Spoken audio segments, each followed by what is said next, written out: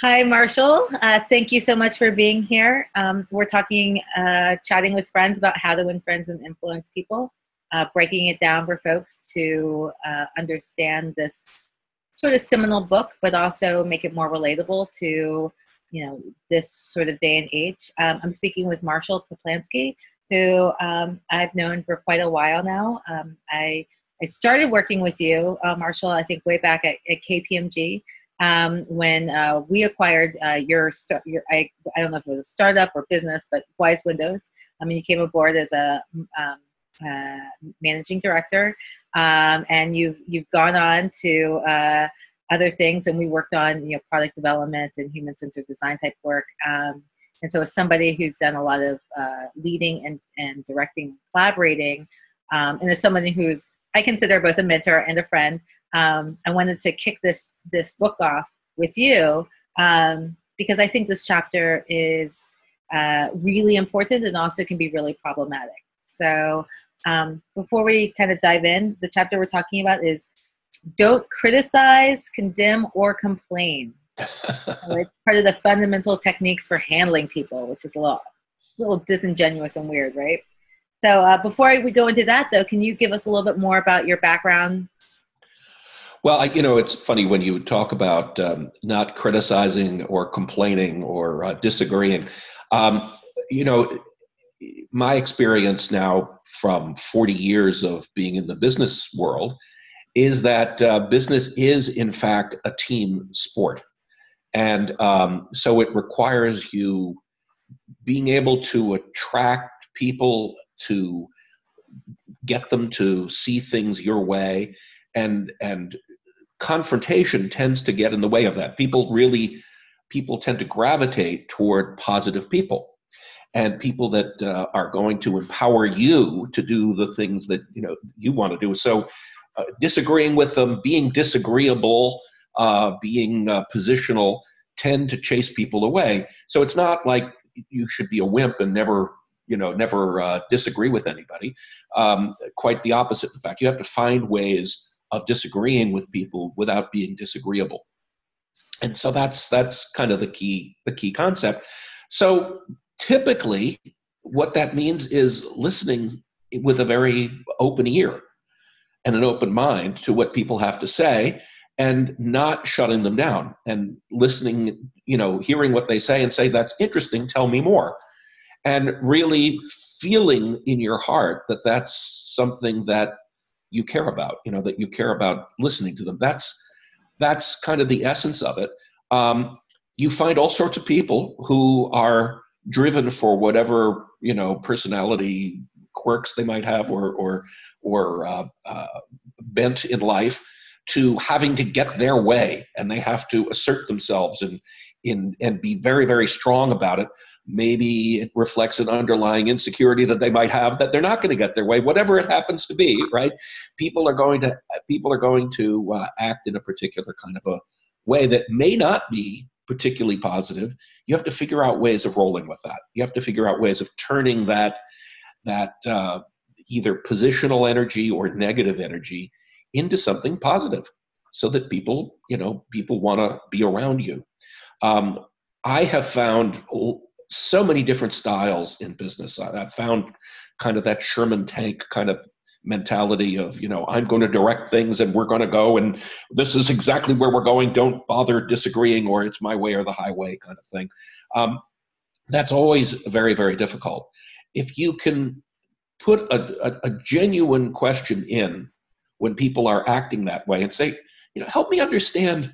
I understand what your direction is. I'm trying to understand where you're coming from with it.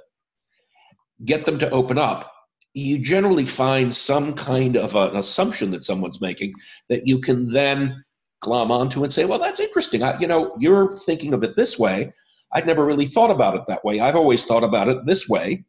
And suddenly it stops people, right? And you're being agreeable. You're not criticizing. You're not being overtly hostile to them. You're acting in a way that communicates that you want to help them get to the right place, and that you have a really strong spirit of cooperation. Different ways of dealing with it. You also have people who aren't demonstrative and are subtly passive aggressive about saying that they agree with you, but in fact they don't.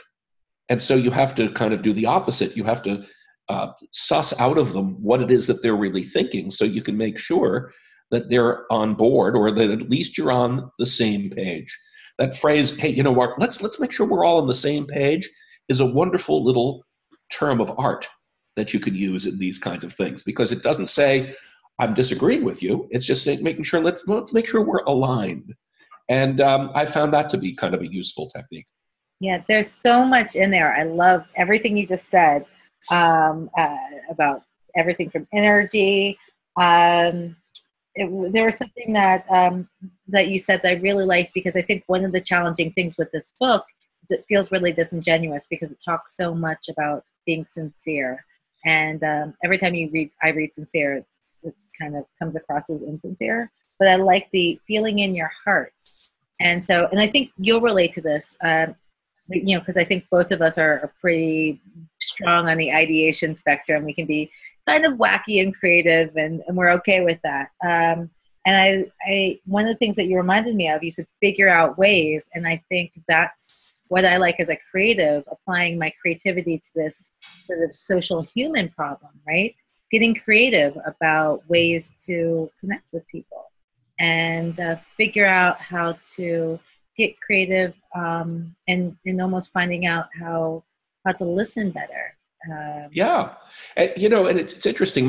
This is just coming from my own experience. I've not felt or have not noticed that there's a lack of ideas out there. There are, not everybody is super creative, but when you look at it collectively, there are a lot of creative ideas that come out. The hard part is actually implementing the creative ideas and turning them into something that's actionable, which generally involves either morphing the idea that originally came out, or thinking beyond the idea of, okay, now who does what pieces of the puzzle need to be put together, very kind of practical implementation things. People tend to go along with ideas better if you show them the plan of how you're going to get there. Because most people don't have the ability to kind of envision what the future full flowering of the idea is in their mind. But they do have the ability to envision, well, what is it that they need to do next? And what are the steps that you're putting in place, and where do those lead to? Yeah. So those are very positive things, right? And that's there are a lot of people like me, by the way, who have a hard time thinking through those next steps. So if you can make yourself positive and a positive source of energy, it empowers people to then think about, well, how will we get there? And tap into their brand of creativity, which is that implementation creativity, as opposed to necessarily the conceptual creativity. This all makes so much sense, especially, so many times we would work together on both, I think, workshops where you had to get people to collaborate, but also workshops where it was like ideating to get to kind of, get them to develop their own product. So this makes a lot of sense knowing you. It's funny you should say that. I have now had the privilege of being a professor for a year. And the course that I've been teaching, I teach a bunch of different courses: marketing analytics, marketing research, and a course on new product development. Huh. I was very skeptical of whether or not the quality of the ideas coming from undergraduate students who don't have a lot of world experience, or graduate students that have a little bit more experience, but have been in more functional careers rather than ideating careers, could come up with really great ideas. I'm amazed. 300 people have gone through my course so far, and I'd say probably 80% of the ideas that have come out have been really terrific, and the best ideas come from the collaboration on their teams of the 4 or 5 other people who make the idea better. So And I see that the ones that are successful are the ones where the leader of the team is empowering and is trying to bring out this positive energy without criticizing and without making the other people feel like they're dumb for having come up with a idea X, Y, or Z. That's not actually, it's not surprising. I've spoken, as you know, to some of your students, and you know, you've probably seen the results on feedback, because there's no way that you haven't gotten feedback as an analytics person. And they all love your class, so that makes a lot of sense. They're getting a lot of great stuff out of that. Great experiences. So yeah, that all makes a ton of sense. I was also going to say, one of the tricks I feel like we also employed a lot in terms of, you know, collaborating with change management folks is, you know, people, this is going a little bit in a tangent, but people support what they help to build. And so that has been, when you can kind of collaborate earlier in the process. And again, you know, you turn people off when you criticize them, and you know, they no longer feel like they're part of your team. You're now like, you know, that, I think that's a challenge as an internal and external consultant. It's like, oh, you're a consultant, and people are so willing to throw up walls. So it's kind of, how do you get them to relax and feel like we're on the same team? And that this has been really great, because I found this challenge, this chapter can be really challenging in a way, and especially if, you know, if you're kind of, you can read it the wrong way. It can be a little bit off-putting. So Yeah. That's anything else you want to sort of, before we wrap up? It's just a short. No, I think we've covered it. The you know, I think the key thing is recognizing that it's a style issue designed to bring people out from and bring out the best in themselves. It's not an acquiescence question. Being agreeable, not criticizing, is a technique for bringing people's best thoughts and best ideas out. It by no means means that you should not be forceful in your opinions, or have no opinion, or be a wuss. It means that you should. It means that you just need to engage people in a way that they feel comfortable bringing out those great ideas. I love it. I think that's a great note to end on. Thank you so much. Great seeing you. It's great to see you too, Heather. Take care.